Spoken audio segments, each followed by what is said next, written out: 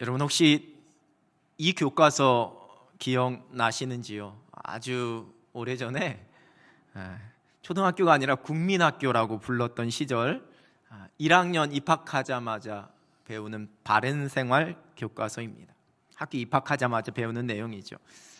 1단원을 보면 이런 그림이 그려져 있습니다. 글씨가 안 보이실지 모르겠지만 하늘, 파란 하늘에 우리 태극기.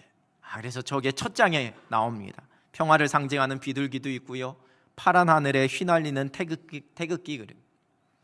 기억하시지요? 그때는 오후 5시에 온 나라의 애국가가 울려 퍼지면 가던 길을 다 멈추고 가슴에 이렇게 딱 손을 얹고 국기를 찾아서 없으면은 있을 법한 방향으로 이렇게 계속 다 온 국민이 서 있었지요. 급한 일이 있어도 눈치 보면서 조금씩 움직이면서 이렇게 그렇게 했었던 기억이 납니다. 그 장면이 이렇게 그려져 있습니다. 교과서 이름이 바른생활입니다.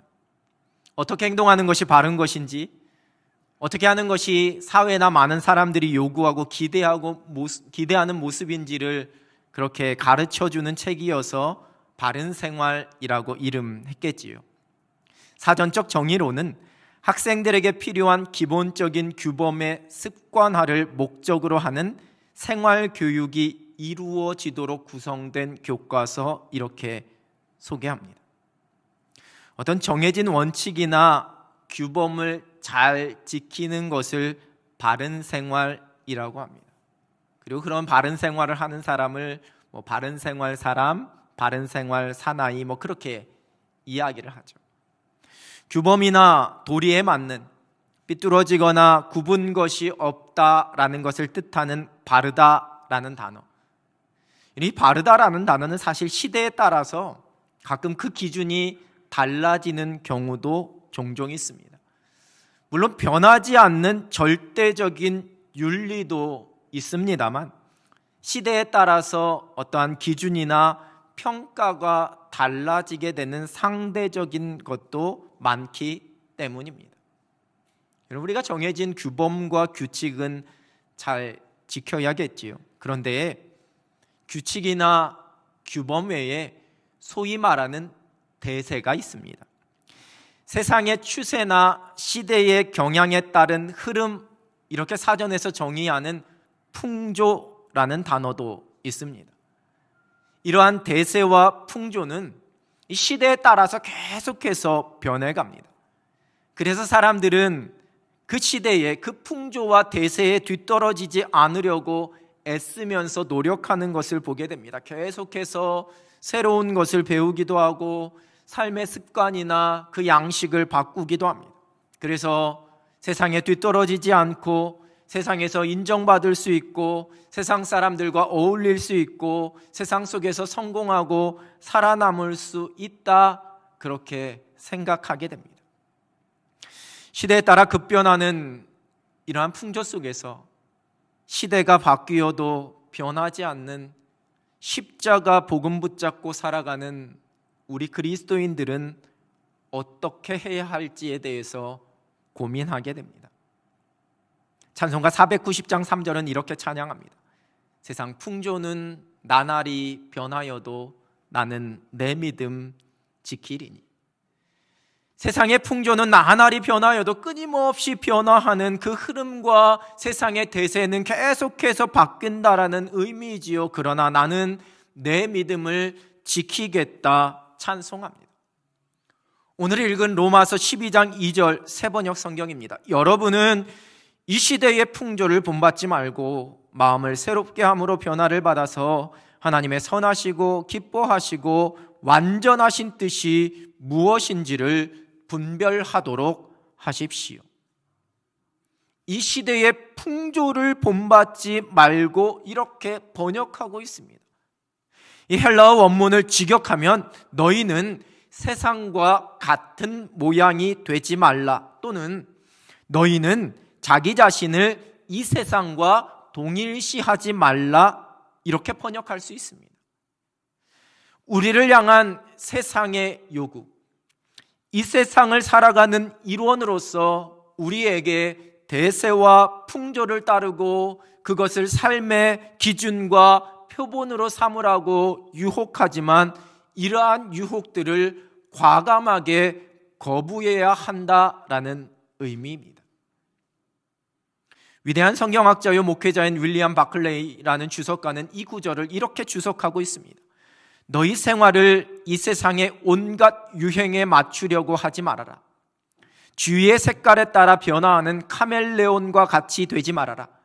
세상과 함께 행하지 말아라. 세상이 내가 무엇이 될 것인지 결정하게 하지 말아라. 이렇게 해석하고 있습니다. 제가 오래전 대학교 1학년 겨울방학 때에 선교단체에서 갔었던 겨울 수련회에서 이 로마서 12장 2절의 말씀을 듣고 묵상하면서 얼마나 큰 은혜와 도전을 받았는지 모릅니다.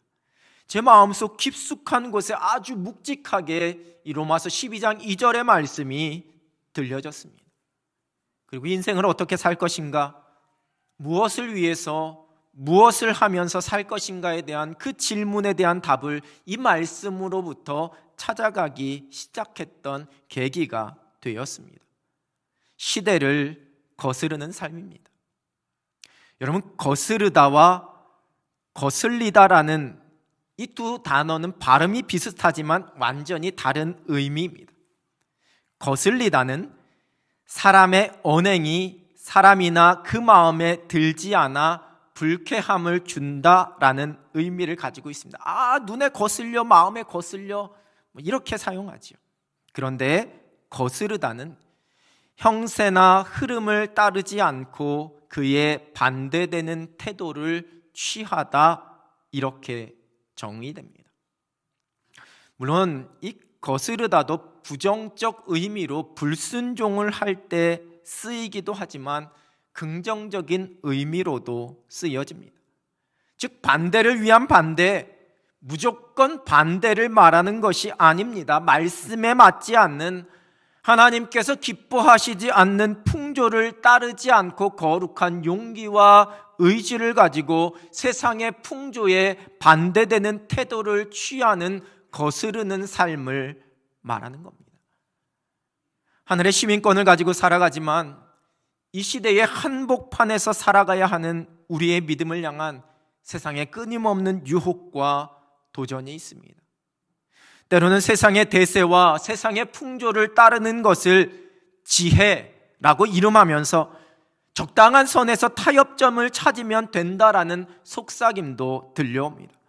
그리고 그렇게 하지 않는 그리스도인들을 고지식하고 고리타분하고 아집과 오만에 쌓여있는 사람들로 세상 사람들은 묘사하기도 합니다.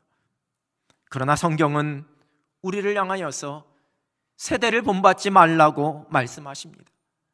그리스도인들은 시대의 풍조와 그 흐름을 따라가지 않는 시대를 거스르는 믿음을 가진 사람들입니다. 그러한 자들만이 믿음으로 이 시대를 뛰어넘어서 승리할 수 있는 줄로 믿습니다. 로마서 말씀이 기록되던 2000년 전에도 여러분 그러한 시대였습니다. 그리스도인들이 본받지 말아야 할 시대였습니다. 그리고 지금 우리도 믿음 지키면서 살아가기 결코 쉽지 않은 우리의 믿음에 많은 도전과 위협이 찾아오는 삶의 모든 영역 속에서 이 믿음의 법칙을 적용하면서 살아가기가 결코 쉽지 않은 그러한 세상을 살아가고 있습니다. 이런 몇 주 동안에 시대를 거스르는 믿음이라는 주제를 가지고 함께 말씀을 나누려고 합니다. 이 말씀을 통해 지금 이 시대를 살아가고 있는 저와 여러분에게 도전하시고 들려주시는, 때로는 우리를 격려하시고 우리에게 용기 주시고 우리를 위로해 주시는 하나님의 마음, 그 음성을 깨닫고 순종할 수 있는 여러분 되시기를 우리 주님의 이름으로 축원합니다. 세계적인 천체 물리학자이자 과학 커뮤니케이터라 불리는 닐 디그레스 타이슨이라는 학자가 있습니다. 1958년 미국 뉴욕에서 태어나서 9살 때에 천체 투영관에서 본 그 밤하늘의 별들의 매료가 된 이후에 천문학자가 되기로 결정했다고 합니다. 2007년 타임지가 선정한 세계에서 가장 영향력 있는 인물 100인에 2008년 디스커버 잡지가 선정한 세계에서 가장 영향력 있는 과학자 10인에 선정되기도 했습니다. 지난 2019년에 저술한 이분의 책이 2020년 11월에 우리말로 번역되어 출간되었습니다. 그 제목이 나의 대답은 오직 과학입니다 라는 책입니다. 근데 여러분, 영어 원서의 제목은 조금 다릅니다. 그대로 직역하면 한 천문학자로부터의 편지들, 이러한 제목을 가지고 있습니다. 천문학자인 저자에게 많은 사람들이 보낸 질문에 대해서 이 저자가 해준 답들로 이 책의 내용이 구성되어 있기 때문입니다. 우주와 종교와 철학과 삶에 대한 101가지의 대답들이라고 부연 설명하고 있습니다. 이 책을 우리말로 번역하면서 그 제목을 나의 대답은 오직 과학입니다 이렇게 의역을 했습니다. 이 책의 첫 번째 장에 희망이라는 주제로 글이 적혀 있는데요, 희망은 있나요? 희망이라는 게 있기는 한가요? 라는 어떤 사람의 질문에 이 저자가 이렇게 대답합니다. 조금 내용이 길지만 제가 읽어드리겠습니다. 제가 보는 희망은 두 가지입니다. 하나는 종교적인 희망으로 상황이 나아지기를 바라며 기도를 하거나 종교의식을 치르는 것입니다. 그러나 다른 희망도 있습니다. 그것은 현실 세계를 배우고 우리의 지성으로 세상이 나아지도록 도전하는 것입니다. 인간은 이런 방식으로 희망을 얻습니다. 맞습니다. 우주는 우리를 죽이고 싶어 합니다. 반면에 우리는 살고 싶어 하지요. 그러니 소행성의 경로를 바꾸고 치명적인 바이러스의 치료제를 발견하고 허리케인, 지진, 해일, 화산 폭발의 위력을 줄일 방법을 함께 찾아봅니다. 이것은 과학기술을 이해하는 사람들이 함께 노력할 때에만 가능한 일입니다. 지구를 위한 희망은 거기에 있습니다. 이 희망은 기도나 자기 성찰 같은 행위가 보장하는 희망보다 훨씬 더 큰 것입니다. 아마도 책을 번역한 저자가 이 책의 제목을 나의 대답은 오직 과학입니다 라고 의역하게 된 계기가 된 구절, 그 구절 중에 하나가 아닐까라는 생각을 하게 되었습니다. 나의 대답은 오직 과학입니다. 이 책의 제목이 계속 제 마음속에 남았습니다. 그리고 이것이 곧 세상의 풍조요, 세상의 대세일 수 있겠다라는 생각을 하게 되었습니다. 최첨단 과학과 기술이 불가능한 것을 가능하게 만들고 있고, 이 과학기술과 기술의 발전의 한계가 어디인지를 가늠할 수 없는, 우리가 생각하고 상상한 것은 다 이루어지고 있는 것만 같은 그러한 세상이 되어가고 있습니다. 그뿐인가요? 나의 대답은 오직 돈입니다. 개인의 능력입니다. 성공입니다. 의학입니다. 기술입니다. 오늘 본문은 사도 바울이 자신이 질그릇임을 고백하며 시작합니다. 질그릇은 지금 이 고린도 전후서 편지를 받고 있었던 고린도에 있는 그 잡화점에서 아주 손쉽게 살 수 있는 값싸고 부서지기 쉬운 독이었습니다. 내세우거나 자랑할 것 없는, 보잘것없는 연약한 존재입니다. 그래서 우겨쌈도 당하고 답답한 일도 당하고 박해도 받고 거꾸로 뜨림을 당한다, 이렇게 고백합니다. 피할 곳이 없을 정도로 여러 가지 문제와 고난들이 쉴 새 없이 찾아옵니다. 눈앞이 캄캄해집니다. 손해를 보고 사람들로부터 손가락질을 받고 비웃음을 받습니다. 거의 죽음의 직전에 다다르게 되는 위험하고 절망적인 일들도 당하게 됩니다. 전도 여행을 하던 사도 바울이 겪은 환난과 위험이었습니다. 그리고 또한 이 세상을 살아가는 저와 여러분의 모습입니다. 여러분, 믿음으로 산다고 해서 이러한 일을 겪지 않는 것 아닙니다. 혹 여러분 중에 지금까지 여기까지 살아오면서 한 번도 사방으로 우겨쌈을 당해보시지 않으신 분 계신지요? 답답한 일도 한 번도 경험해보지 않고, 박해도 한 번도 받아보지 않고, 거꾸로 뜨림 한 번도 당해보지 않은 그러한 사람이 있을까요? 물질적으로 부유하고 남들이 볼 때 적당한 명예도 가지고 있고 자녀들도 다 장성하고 성공해서 부족할 것 없어 보이는 사람들, 그런데 거기다가 예수님도 잘 믿고 충성하는 분들, 여러분, 이런 분들에게는 과연 무슨 기도 제목이 있을까? 저도 궁금했습니다. 근데 목회하면서 때론 그러한 분들을 만나보니까 인생의 어려움들, 삶의 문제와 상처와 아픔이 없는 사람들은 한 사람도 없었습니다.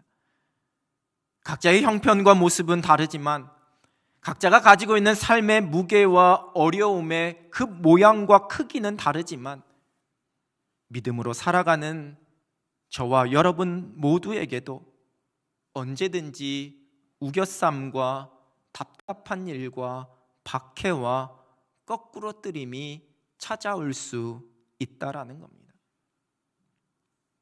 요 몇 주 사이에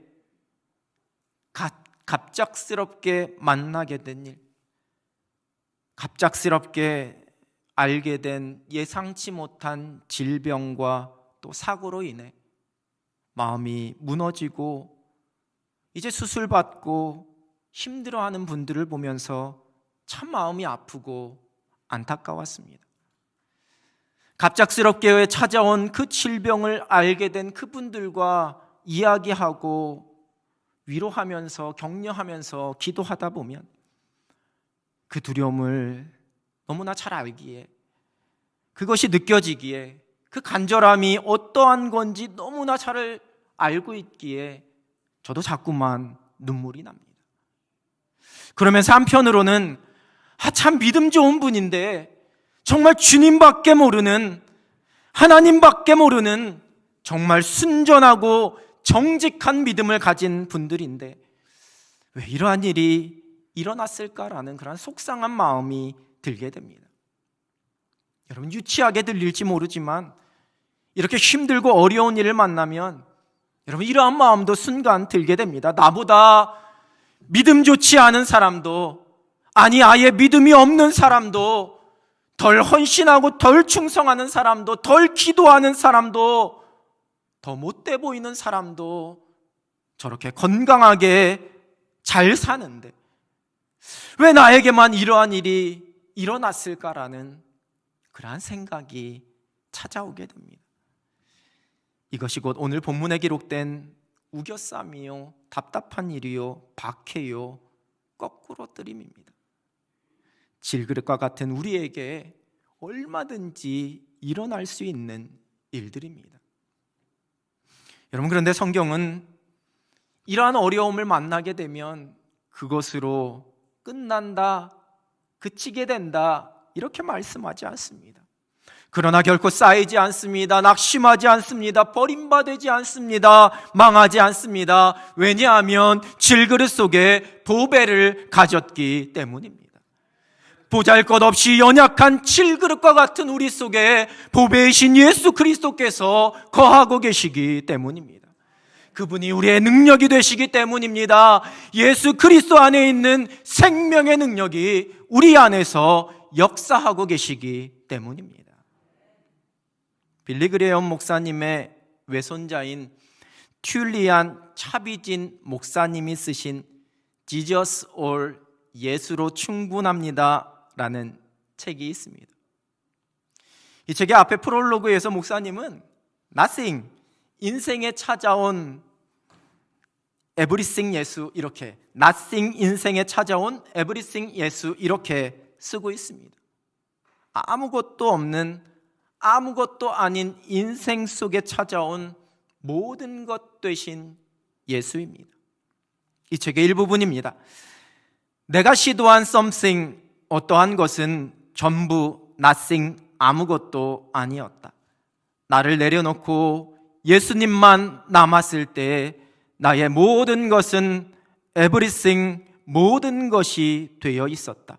예수님만이 나의 전부입니다. Jesus all.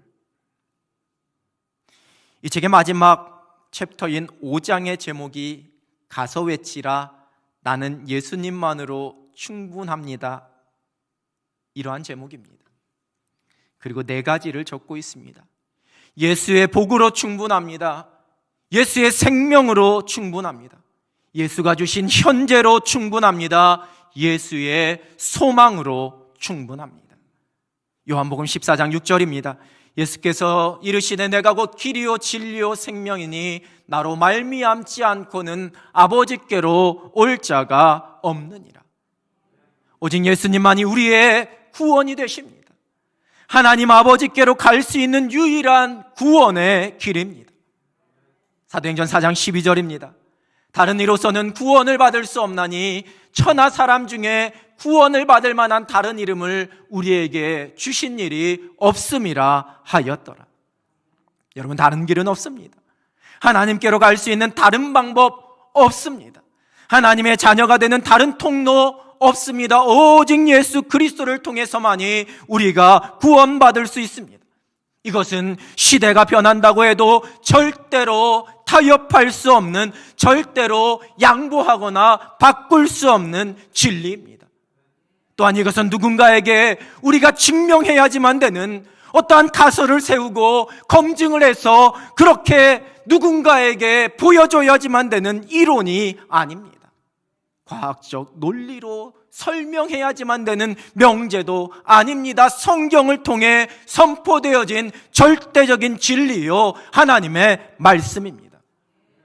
세상은 이러한 고백을 하는 우리들을 독선적이라고 이야기합니다. 다른 종교를 인정하지 않는 이기적인 모습이다라고 비난하기도 합니다. 여러분, 그렇다고 해서 우리가 이 진리를 타협할 수 없습니다. 사람들의 귀에 듣기 좋도록, 그 마음에 들도록, 다른 구원의 길, 다른 구원의 이름, 다른 진리가 있을 수도 있다라고 절대로 말할 수 없습니다. 오직 예수 그리스도만이 우리의 생명이십니다. 우리의 구원이십니다. 그래서 우리는 오직 예수 그리스도면 충분합니다. 시대의 풍조와 관계없이 오직 구원의 이름이 되는 예수 그리스도, 이 능력과 은혜를 꼭 붙잡고 평생 살아갈 수 있는 여러분 되시길 우리 주님의 이름으로 축원합니다. 여러분, 우리는 복음서에서 크고 작은 삶의 곤고함과 어려움, 때로는 감당할 수 없는 커다란 문제 앞에 서 있었던 많은 사람들을 만나게 됩니다. 혼인잔치에서 포도주가 떨어졌습니다. 예수님께서는 나와 상관이 없다 말씀하시면서 내 때가 아직 이르지 않았다라고 말씀하셨습니다. 요한복음 2장 5절, 마리아의 고백입니다. 그의 어머니가 하인들에게 이르되 너희에게 무슨 말씀을 하시든지 그대로 하라 하니라. 온전히 예수님께 맡겼습니다. 그 상황과 문제를 놓고 고민하지 않았습니다. 항해하던 중에 풍랑을 만난 제자들은 주무시고 계시던 예수님을 급하게 깨웁니다. 중풍병자의 4명의 친구들은 그 중풍병자 친구를 메어 가지고 와서 지붕을 뚫고 예수님 앞에 내려놓습니다. 12해 동안 혈루증을 앓던 여인은 몰래 예수님의 옷자락을 만집니다. 수천 명을 먹어야 하는 상황 속에 겨우 보리떡 5개와 물고기 2마리밖에 없었던 제자들은 그것을 가지고 나와 예수님 앞에 펼쳐놓습니다. 여러분, 우리는 이 모든 결과를 잘 알고 있습니다. 풍랑은 잔잔해졌습니다. 중풍병자는 일어나 걷게 되었습니다. 여인은 나음을 입었고 모든 사람들이 배불리 먹었습니다. 모든 문제의 완벽한 해결입니다. 오직 예수 그리스도만 고백하고 예수 그리스도께 믿음으로 맡긴 자들에게 허락해 주신 놀라운 은혜요 능력입니다. 오직 예수 그리스도만이 우리의 삶의 모든 문제의 해결자가 되시는 줄로 믿습니다. 그래서 우리에게는 오직 예수 그리스도면 충분합니다. 예수 그리스도 그 이름이 우리의 삶의 능력이 되기 때문입니다. 모든 상황 앞에서 오직 예수 그리스도, 이 믿음을 고백하며 넉넉히 승리하는 여러분 되시길 우리 주님의 이름으로 축원합니다. 질그릇임에도 우리가 충분할 수 있는 이유, nothing, 아무것도 아닌 질그릇이 everything, 모든 것이 될 수 있는 이유, 여러분 그것은 곧 질그릇과 같은 우리 속에 보배이신 예수 그리스도가 계시기 때문입니다. 지금은 고인이 되신 한국대학생선교회 CCC 대표이셨던 고 김중곤 목사님이 하신 유명한 백문 일답이 있습니다. 말 그대로 100가지의 다른 질문을 던져도 오직 대답은 한 가지라는 겁니다. 그리고 그 답은 예수 그리스도입니다. 여러분 한번 해보실까요? 답답한 우리의 삶 속에 위로와 희망을 주시는 분이 누구십니까? 무거운 짐 지고 걸어가는 저와 여러분을 도와주시는 분이 누구십니까? 이 질병의 어두운 터널 속에 여전히 쉬지 않고 일하시고 모든 것 가운데 일하시는 분이 누구십니까? 우리 인생의 모든 앞길을 가장 완벽하게 인도해 주실 분이 누구십니까? 우리 육신의 질병과 연약함을 고치시고 우리를 일으켜 주실 분이 누구십니까? 절망적인 순간에도, 모든 것 잃어버린 순간에도 우리가 소망을 노래할 수 있는 이유가 무엇입니까?